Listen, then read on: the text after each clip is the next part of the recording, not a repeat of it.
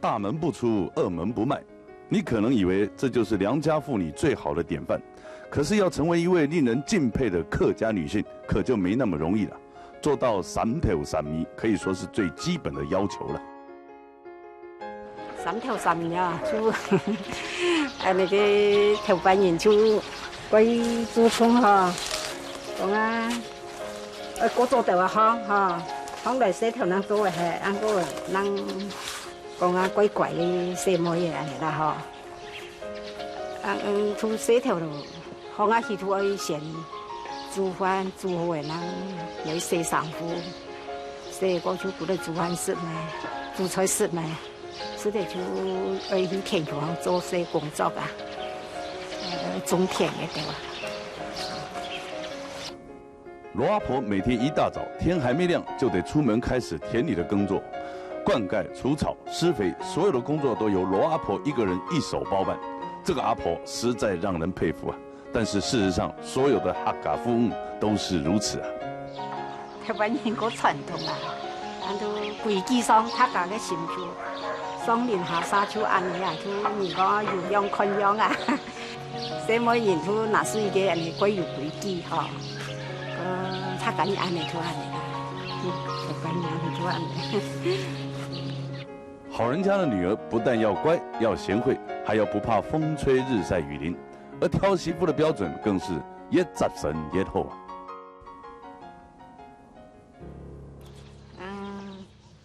家嗰類人哋一啲啊，中量中年了啦，相同鬼無限。而家人工都全部愛這個乜顏色咧，做乜嘅咧？嗰度做啦，無限。嗰度下度人工啦。啊，家嗰類也相同啦，嗬，就係相同做相同嘅洗頭啦，冇拖過有數啊。我透过有时人就做生呢。有能力可以工作就是一种光荣。客家人相信，要辛勤努力才会有好日子过。所以就算再辛苦，罗阿婆从来没有放弃过自己的梦想。什么时节哈，年轻时节，想要好一个当个裁缝师就来太白啊，就唔闲。你看按到洗头种人那个得啦哈，留起来做事啊，一年多里啊就，俺那耕田的人们哈，手搓手还得喊呀，就那去学个2个月的啦哈，2个月就有冇喊呢，有大人养啊，落人养啊，就表佢哋要做事，下年咯，要多嘅時間啦。人嘅睇懂喎，4爺手搓手喺度喊咧，要能有時間學有2個月咧。人家學2年出師，羅阿婆1年學2個月，一樣可以做出自己的一片天。現在阿婆的手工藝品由於銷路太好，已經做唔差了。加上田野的工作要做，家裡的店鋪要顧，阿婆可以說是忙到不行。可是這樣忙碌的日子算一算，阿婆都已經過了70年了。問阿婆有沒有覺得很辛苦？阿婆會告訴你，我從來都冇想過啊。就台灣人都訓練嘅，就團練啊都按嘅啊。感覺生意就幾辛苦喎。這才做慣了啊，就人講啊，團練啊幾健康，幾強壯嘅身體，都冇乜關係。習慣了就好了。在阿婆的那個年代裡，客家婦女沒有包裹着小腳，每天總是拋頭露面。她們就像男人一般，在田野裡肩負着沉重的鋤頭。她們就是家族裡頭最重要的支柱。樂天知命、刻苦耐勞、勤奮艱苦，這些優點在客家婦女身上可以說是有着最美的呈現。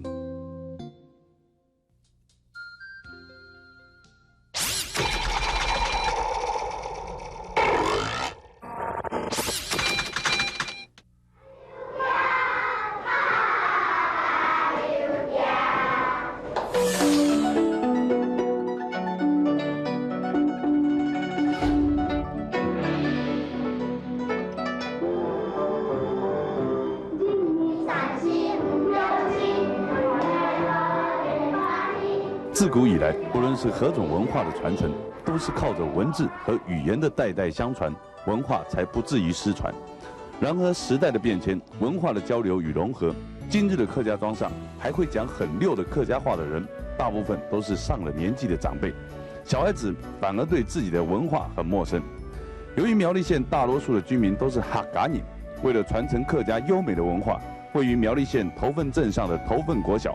对于本文化的传承，当然就更不遗余力了。校长不但重视此一文化教育的传承，更特别开辟了客家语文的教学课程。客家古谣啊，那个童谣哦，也係客家文化嘅一部分啊。所以我都對學校呢，將呢個客家話列為教學嘅重點之一啦。同時配合這個9年一貫課程嘅教學啊，也要教這個肢體鄉土語言啊，有一種快樂嘅心情來做事。因為我都看到客家文化漸漸嘅失傳咧，所以我就希望加到呢個學校嘅教育來提升沙期嘅客家文化，繼續來將傳統優良嘅文化傳承下去，就係我一個前提嘅目的。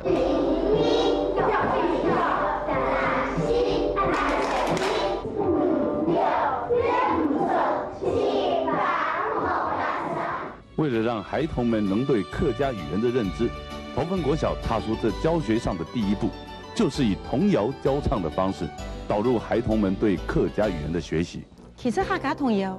就是客家人的一个生人的生活的情形啊。有的老师的童谣啊，因为老了下嘅生活情形啊，冇乜嘅相同，所以叫做看唔会唱啊。我对民国80年嘅下哈，就开始幻想，我来创作客家童谣来教了下嘅生人咧。我说呢，我嘅词曲创作哈，我就当符合了下嘅生活环境啦。譬如说生人呢对学校打溜架呀，打溜架就是溜滑梯啊，然后上嚟其實會唱到游來游去，我主要我就創作，本日嘅童謠哈，繼續一次一次的傳下去，主要就係學講客家話啦。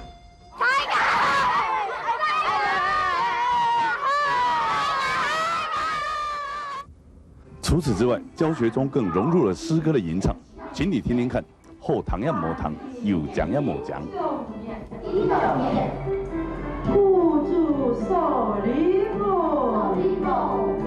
脱掉汉江线。苦竹少离母，脱掉汉江线。汉江线，你听懂没嘛？听懂没哈？当然，头份国小的学童们能在这种既多元又丰富的教学之下，认识自己的母语文化，这其中多亏了林琴妹老师对客家童谣与诗歌的研究与创作，才能有今天这么突出的成果展现。我就对佢研究有客家話嘅詩詞吟唱，那同時呢，你講變到暑假，仲係一隻無相通嘅東西啊，就一本書。我老佢創出來，實在講也將呢個唐詩啊，韓國一位三國嘅故詞啊，就老佢活化了，就把它活化詩詞就對了啦，讓它更有含下係有客家文化、客家話嘅一種嘅文化嘅穿透力，更有這個客家母語、客家文化的一個穿透力，就是說讓客家話呢永久流傳萬萬年。流傳萬萬年，說得真好。除了學校的教育之外，更需要像林琴妹老師一樣有熱忱的客家子弟們的投入，如此，今年客家文化的傳承才能流傳萬萬年。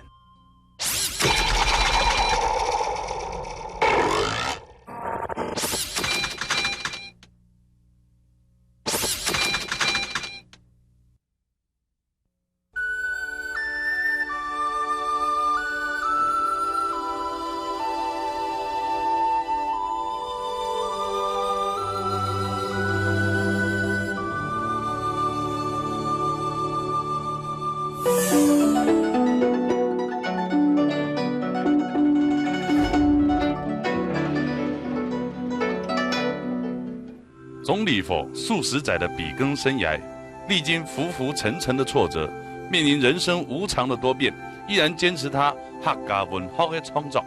终其一生致力于他心爱的土地美浓。讲起钟理佛，当然大家都知伊是一个作家哈，伊一生人，老实讲对文化的创作相当的执着哈。我亲手看人有按执着的呀，伊对文化的追求，好像也生命一样的，也一点，我的母亲也一直认为文化也生命啊哈，可是俺从小就感觉到钟理佛是一个作家。钟理佛耕耘文学的历程，对大儿子钟铁民从小的成长有很大的影响。与父亲相处聚少离多，钟铁民有很深的体认。钟理佛生发的故乡美浓，来看看啦，钟理佛写的美浓到底怎样的样式？钟理佛生发的地方怎样的样式？那个情况之下，我能觉到南浦的文友就钟理佛的写作的朋友啦，大家就见面讲，将钟理佛的故意的路跨改做钟理佛的纪念馆，也是一个改可行的方法。但係建馆过程中我哋发现讲有政治压力啦。当时建业时期谈台湾文化史上始祖本人请注意我哋请多都是从事公职啦，将来就是做讲教书我聘书1年发1次呢我嘅范文很重要呢在安尼情况之下，我哋不愿意因为台湾文化史料馆嘅兴建，影响到我哋米沙嘅生存同安全不是就讲咁我哋干脆就用钟理佛纪念馆过单纯，在钟理佛写作生发嘅地方来建一个钟理佛纪念馆，也过比较合理。实际上，当时我哋还想要做一个熟悉整理台湾文化史料嘅一个工作。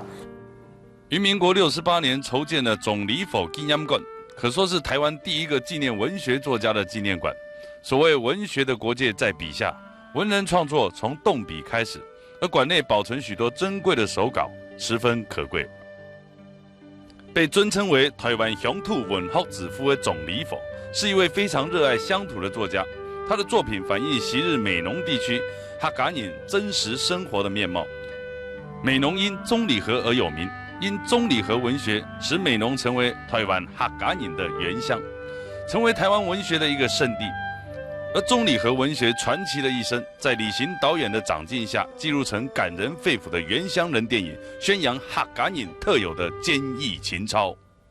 虽然讲过去生前是非常困顿，非常坎坷，但是伊过程过后，大家近来竟发现，钟理和嘅文化确确实实是台湾文化度嘅非常微妙嘅一个作品，故是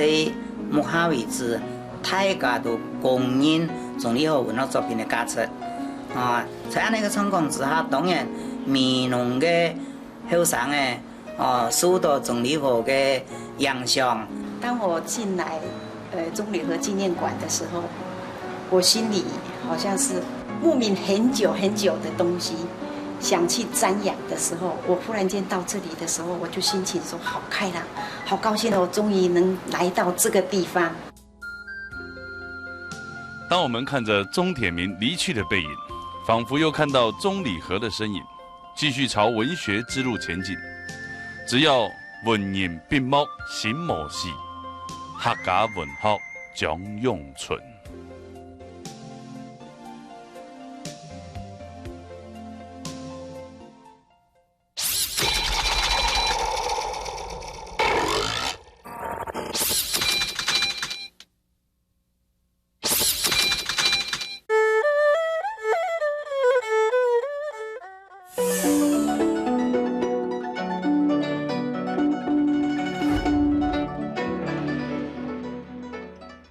为了追寻一个位于山间的园艺咖啡馆，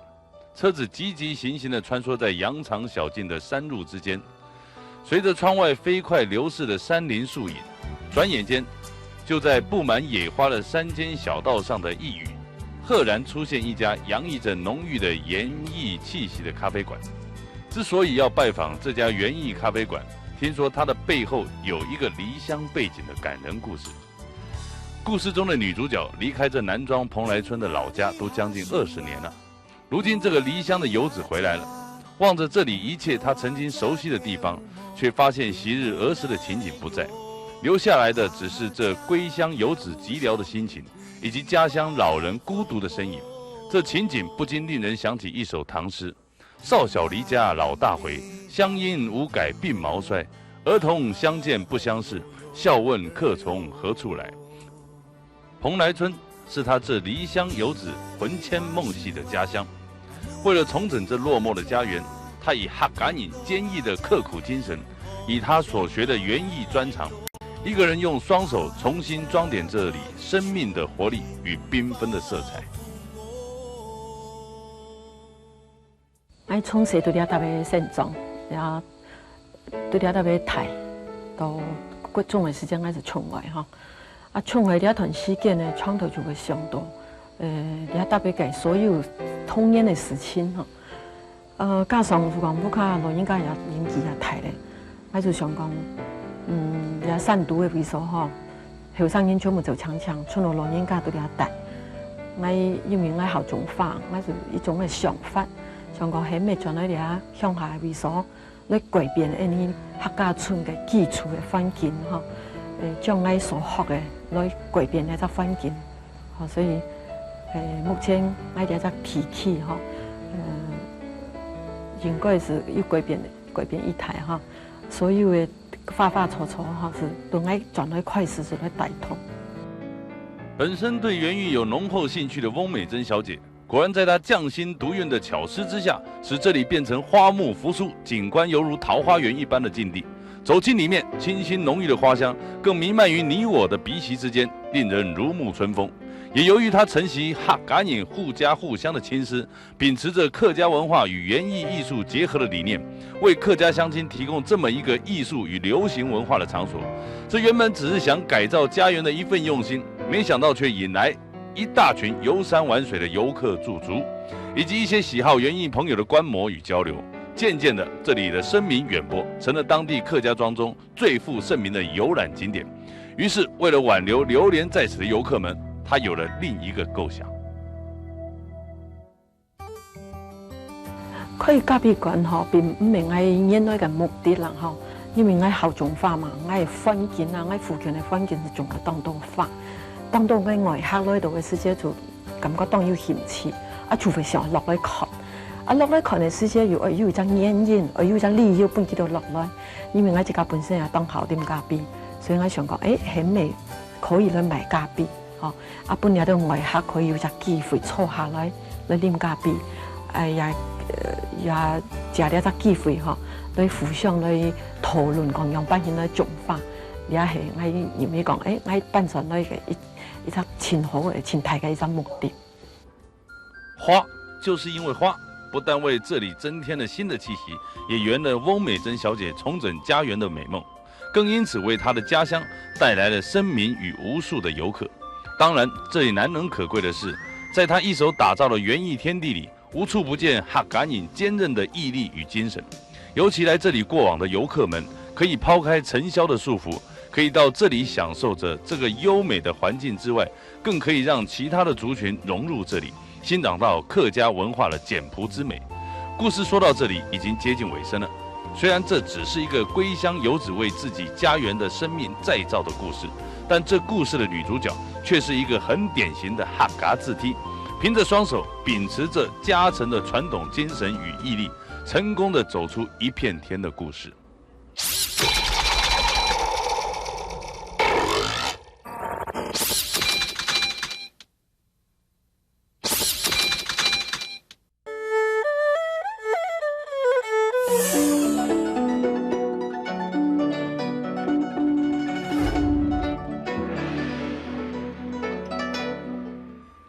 在2002年的深秋，工作小組循着牧笛聲來到好山好水的苗栗南莊，這裡有着一群小朋友正很用心地吹着牧笛，望着他们努力的脸庞，陈雨诺牧师露出和煦的笑容，说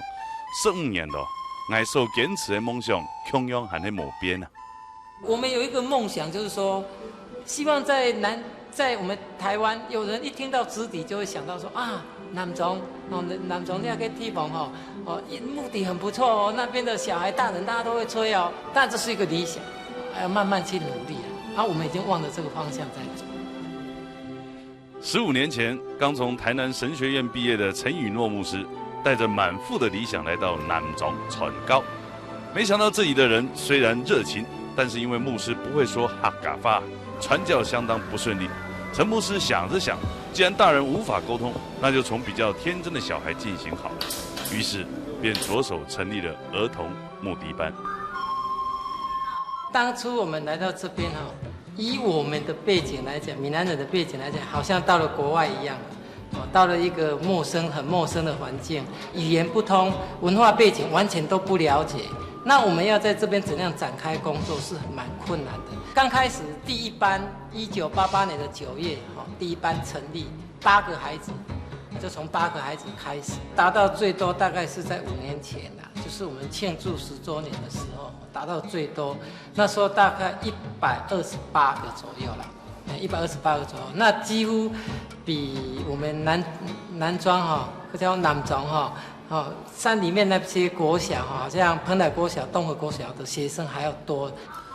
陈牧师讲的真的是相当的欢喜啊！但其实真正在讲台上指挥的，却是学儿童音乐的牧师娘，牧师的哺鸟。对不起，是真美丽小姐。她坚持我们一定要用美丽来称呼她。他们夫妇俩，一个负责教牧笛，一个负责规划活动与比赛。也因为这样的分工合作，让小孩子遇到这2人有着完全不同的反应。那个好像就是自然而然就这样分工了，因为小孩子都笑我音痴嘛我说牧师绝对不是音痴，你们是显性，我是隐性的没有表达出来而已啊，我绝对不是音痴，但是音乐上的领域我没有像他那么专门，所以那个就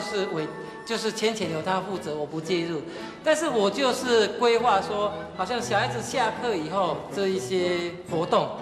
或者是假日的活动，他会扮黑脸是不得已的啦，因为他当一个老师，你在上课绝对不是随随便便，你一定很严格在要求、在训练，所以无形之中，因为他的工作这样，他就扮黑脸了。所以大家都怕他，都比较不怕我。对啊，所以我是很冤枉的。其实我是很可爱。陈牧师与真美丽小姐不但带着他们练牧笛，空闲的时候还会带着这群孩子到野外踏青。渐渐的，南庄牧笛班的名声就越来越响亮了。如今，这群在音乐中成长的小孩，有7人就读了音乐系，而且还有1人也怀着干文的心回乡任教。因为我小时候也是来这里学直笛，然后我觉得蛮有兴趣的。后来我就投考音乐学校，因为是我们牧师娘栽培我来考的。后来我们牧师娘就是说，因为南庄就是乡下的地方就是没有音乐老师，所以我就想说他就说那你回来好了，因为没有老师后来我就想，好那我就回来。我们问陈牧师说，牧笛班成功了，可是传教有成功吗？牧师苦笑着说：“共动给通出了。”牧师说，教会的教友没有变多，但是教会的朋友却变多了。我们想，他为南庄人做的一切，或许对不起耶稣基督，但是他一定对得起所有的南庄人。不要小看南庄你不小心一碰到随便碰到了一个路人，都是牧笛高手。我们都这就是我们的希望也许，当你有一天不小心发现属于客家独有的牧笛文化时，别忘记这是当初南庄的客家人所做的努力。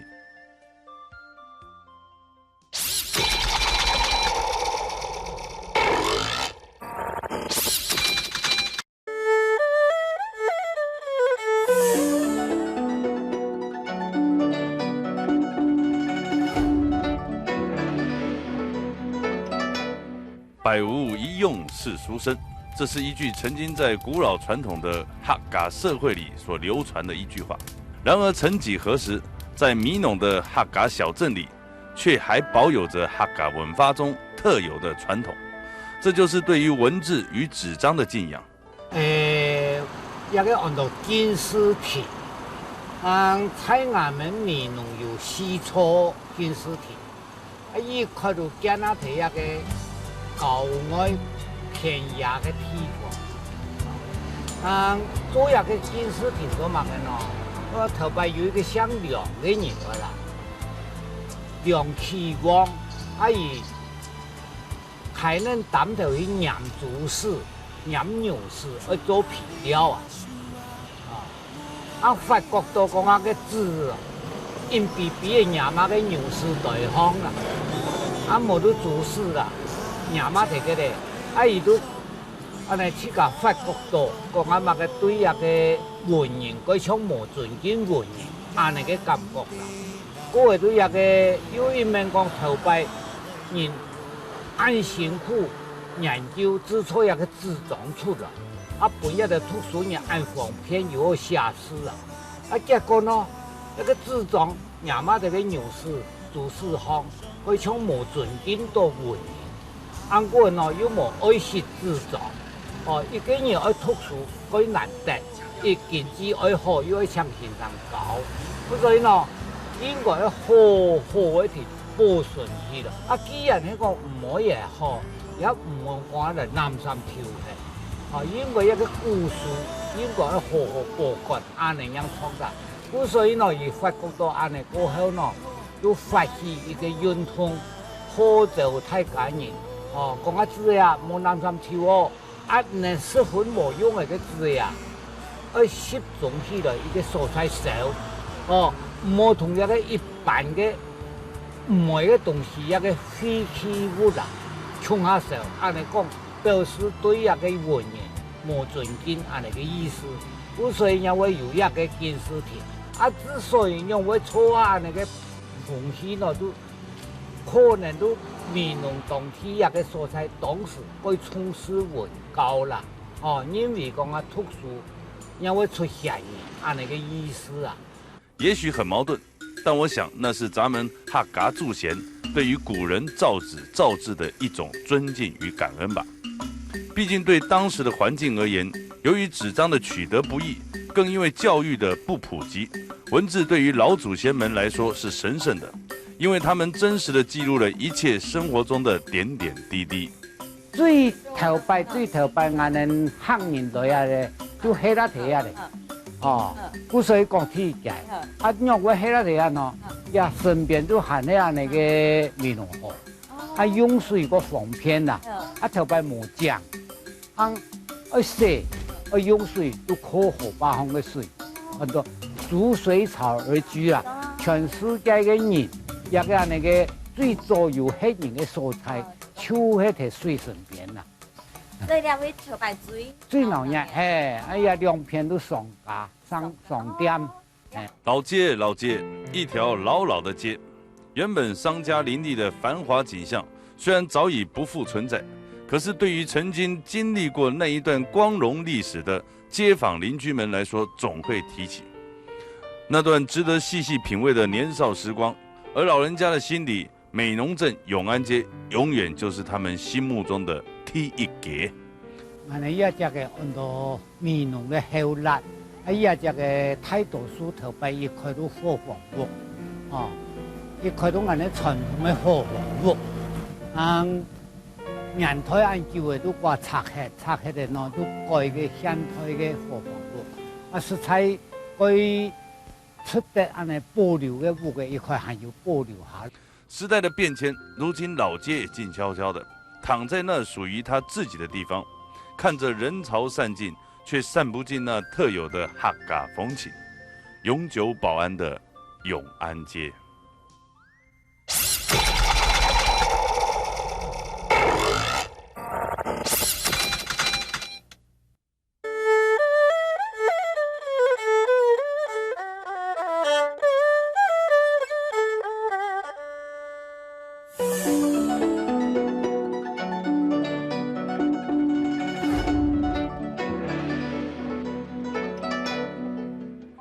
每年10到11月间，我们公馆的田园就成了绿油油的芥菜园，处处可见我们客家人采收的心情，都充满了丰收的喜悦，仿佛一切的努力都值得了。早期移民来的客家人都傍山而居，抠伞奢伞，生性勤俭的在秋割后的稻田上种植芥菜，用心耕耘自己所拥有的这一片土地，期待长出硕大翠绿的太芥菜。来到公馆地方啊，家家户户都在种福菜、种芥菜。芥菜呢，但种得太数量太多，又卖唔出去咯。咁样嚟保存咯，就撞喺酒翁嘅地度嗬，聽佢節慶來家下，即係嗰個多卜，就講咧啲發酵。發酵就講，就講到卜菜，多卜下來就講到卜菜，卜菜同福菜嗬差唔多，所以講就改個變咗到福菜。福菜是客家名菜，以大芥菜做原料，经过我们客家人独特的传统加工，自然发酵而成。可是4斤芥菜不过成就1斤福菜，辛苦的过程当中，每一个流程都是人力聚集，蕴含了不畏辛劳、众志成城的客家人的精神。哎呀，60人了，我70岁。阿婆，你也要忝吗？对呀，可是我热咯，我热不得啊。会艰苦做嘛行来？有人家喊啊。瞧，阿婆说的如此乐观开朗，但是我们客家人在山区耕作不易，经常劳动耗费体力，饮食上需要保持体力的重口味，因此酸、香、咸、肥成了我们客家菜的特色。而且整株芥菜从头至尾充分利用，丝毫不浪费，将芥菜腌制出酸菜、福菜、梅干菜3种。我们客家人真是刻苦耐劳的民族啊！从吃就可以看出端倪，再感受客家人勤俭持家、脚踏实地的一面。芥菜当道变化，腌制出来贴咧卤诶差不多7、8日家下，拿出来食就按到鹹菜。鹹菜呢嘅鹹酸中帶鹹啊，鹹菜嗰個拿來曬乾之後，差不多曬3、4日家下呢，就變成卜菜。卜菜呢就按到鹹中帶一點清香嘅味道。將一卜菜嗰個呢曬乾到100%90乾家下呢，變個太陽行來別發酵，往個地度別發酵嗬，也就變個一度講鹹菜乾。鹹菜乾呢就係按到鹹中帶濃香嘅味道。在我们公馆乡，就是以福菜为著名的特产。福菜产销班的站班长，小时候在他父亲的耳目熏染之下，自然而然的就继承了父亲所经营的事业，而且在贤内助的协助之下呢，将福菜产销班经营的有声有色。鹹菜它的特色就酸中帶鹹。尤其係主要嘛，卜菜暗肉湯啊，吃起來你看3碗飯就是較多就是來了。卜菜呢，它按樣就按到鹹中帶點清香的味道。尤其呢，卜菜主要按到嘛咧3層肉，卜菜3層肉湯溫度會結漿啊，按樣來幫皮啊、飯啊、幫酒啦，按樣全部都清煮好。蔥條麵嘅人呢，鹹菜乾整呀炕肉啊做人家都講梅乾可樂，整出來蔥條麵當香，表一叫做一香，過期隔存一食得，一湯匙炕肉梅乾可樂做得幫2、3碗飯，不是講又生又好食又香，睇人看到後來水就會流出來。一行一行嘅福菜，係來自土地嘅祝福。三芒節就會有出息，大家來為客家打拼。就像植福菜，只有幾多，福就有幾多。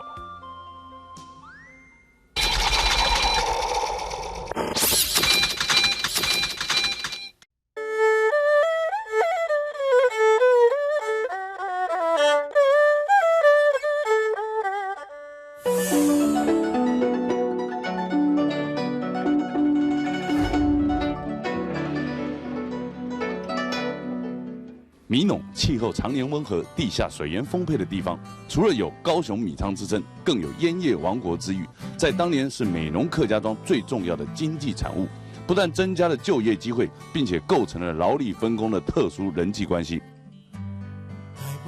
在美浓，家里有几栋烟楼，就是拥有多少财富。哦，一個引流嗬，要40萬人嘅歷史嗬。一個條拜嗬，唔係用火烤嘅，係咧就會用晾乾嘅嗬，因為倉庫加引流晾乾。後來嗬，一個人講太板式嘅引流啦嗬，一個嗬，一個用小火嘅，條拜用小炒嘅，小炒嘅時間就安尼直接一個門都安尼關嗬。後來又發展過地方飲食嗬，設計一種小油嘅，亦都用下小油，想到一個空一個地方啊，小油。时代不断的进步，烟楼的改良更是大有学问。这栋高2层楼的红砖楼，其实就是一个超级大烤箱，糯米加泥土做成砌砖，前辈说是最好的保温建料。位置、大小、角度都需要更精密计算的热导管，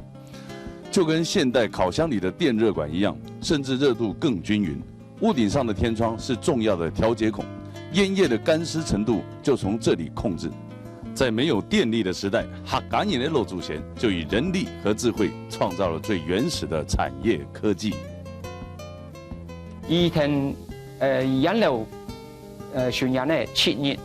就7年啊，ที่ไป都40萬度可是，也少話都72度，底部嘅那個溫度哈，也溫度都會控制人嘅免疫，控制人溫度。如果是要嚟抽嚟看，哦，一個可能太大太高，要控制下溫度啊，所以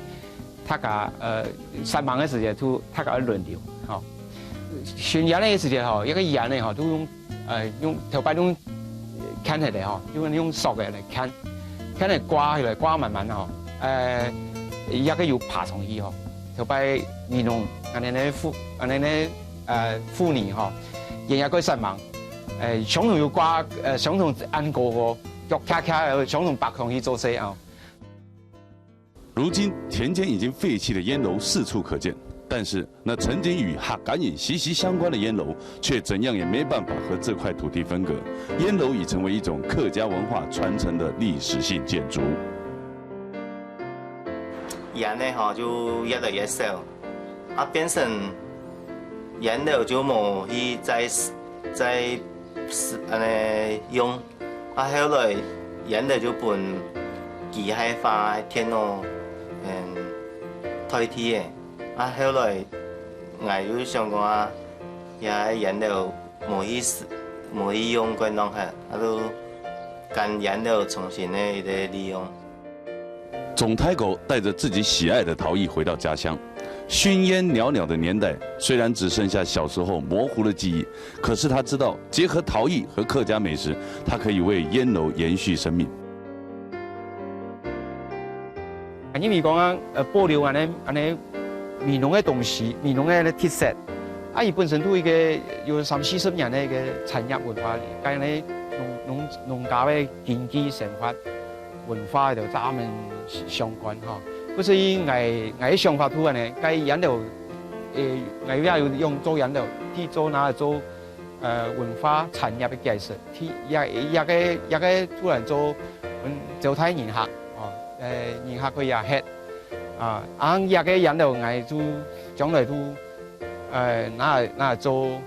學生嘅通鋪嘅嗬。位在烟田旁的烟楼是美浓镇上重要的景观，烟楼改建还在持续进行中，就让我们期待一种新生命的客家文化诞生呐。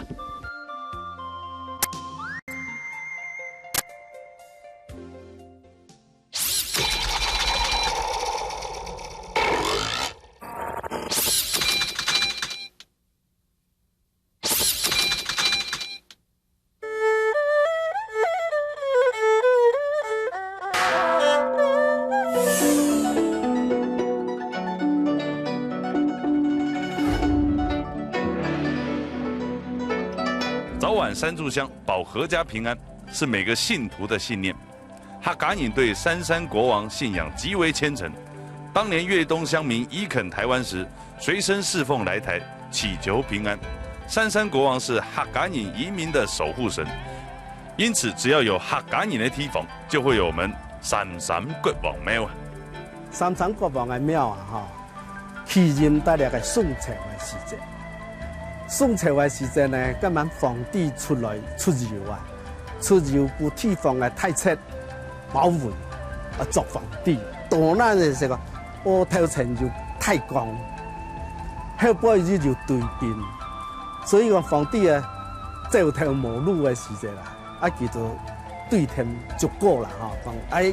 呢3年的救我時，我皇帝做王，啊講忽然間三座山都對天降下來，一個七啊都隔開，啊皇帝就得救啊，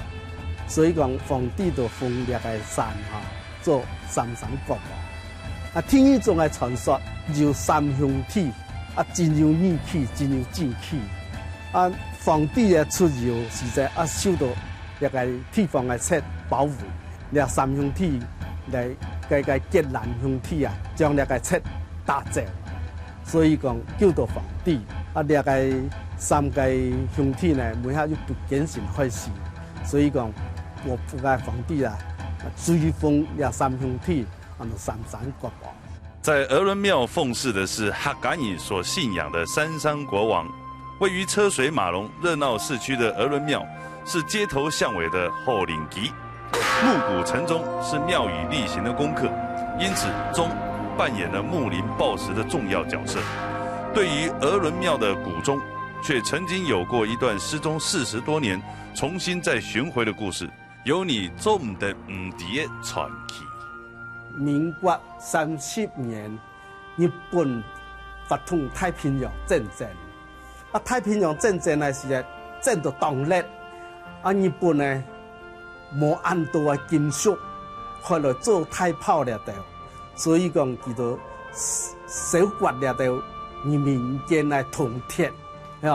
啊就做太炮，所以講該當時呢個鐘啊，也被日本強拿去。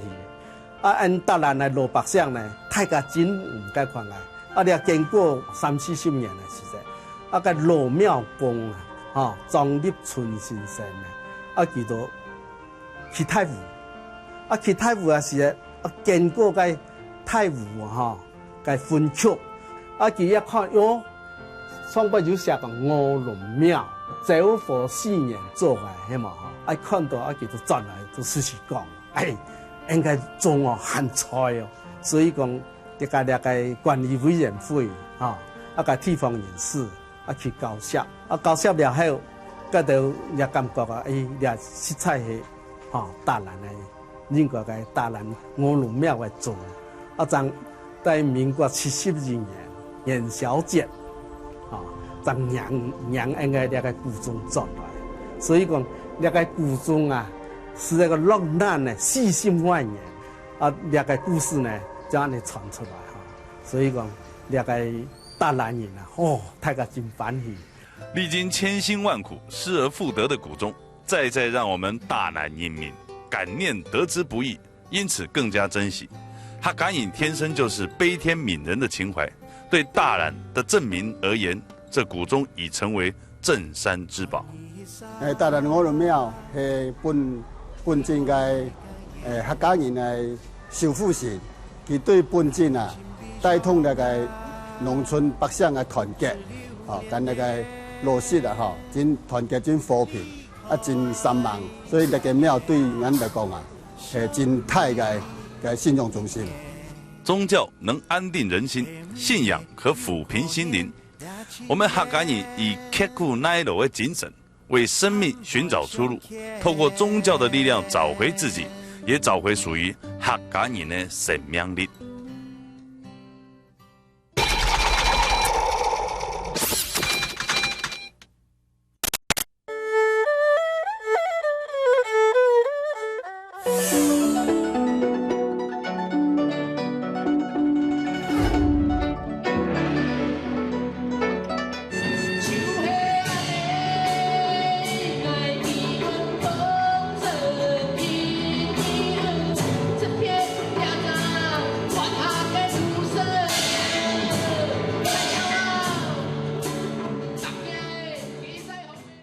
熟悉的感觉，熟悉的话语，唱着那熟悉的音符。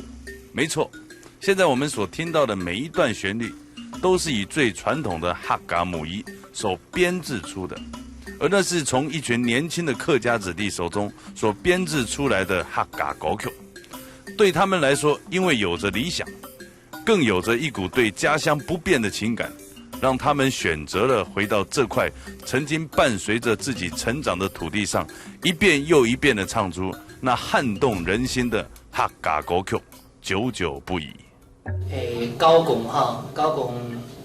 里面人家你做第一张唱片的时间，可能除了唱山歌的时间哈，你家各多朋友的个人听书啦哈，如果讲他家啦看到那个空间哈，其实各多他家如乱出工乱出东西，然后各位成立那个乐队的话，你们家人做唱片的时间，可能因为翻水库的时间，因为做那张唱片，所以如果你给他做那个唱片的时间，其实那篇的人基本上係你因為講咱唔要常常嚟後生去做嘅事情，係你講啊，係你那個大家都應該可以嚟參與嘅東西，所以佢大家花骨多嘅心力喺那高雄嘅那裏邊嘅歌聲頂端。啊，我哋這張唱片了解之後呢，因為如講啊，你想講啊，成立嘅那個樂隊嘅名嚟發行那個專輯，所以大家佢喺骨多人都適合喺那個留底下嚟討論講啊，剛剛嚟可以揾那個名吼。迄種安尼想的佫多的名的，啊我也用那個農曆當過那個筆墨吼，佇個寫講一道筆吼，安尼將我得到太極的一個數目吼。松江東我搬家做夢，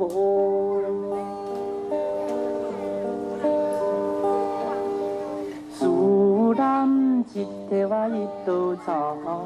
山谷不難遊。站扎好順路，圈圈扎舞，連妹唔到啊，一到難，你咋啊難有？一詞一曲，用的都是那堅持着不輕言放棄的想法。當中也許會有挫折不如意的時候，如今卻在團員們的努力之下，而賦予了它新的生命，同時它也代表着所有人心中的期望，因為那裡有着一種熟悉的味道，一種屬於源流的味道。高公哈，如講啊，喺那個音樂的那個一個風格當中來講的話，如講啊，因為可能佢要做那個唱片的時間哈，其實可能免的更多哈，如果免的更多事情，如因為過去可能係那種像哪個把個天吉他、天貝斯哦，那個爵士鼓。也喺 keyboard 啦，就樂器嚟做音樂。音樂無國度，對世界上的每一個人而言，它是共通的語言。隨着越來越多的人對客家歌曲的接受，進而站上世界的音樂舞台，歡喜又感動，堅持又驕傲。我想那是對所有團員最佳的心情寫照吧。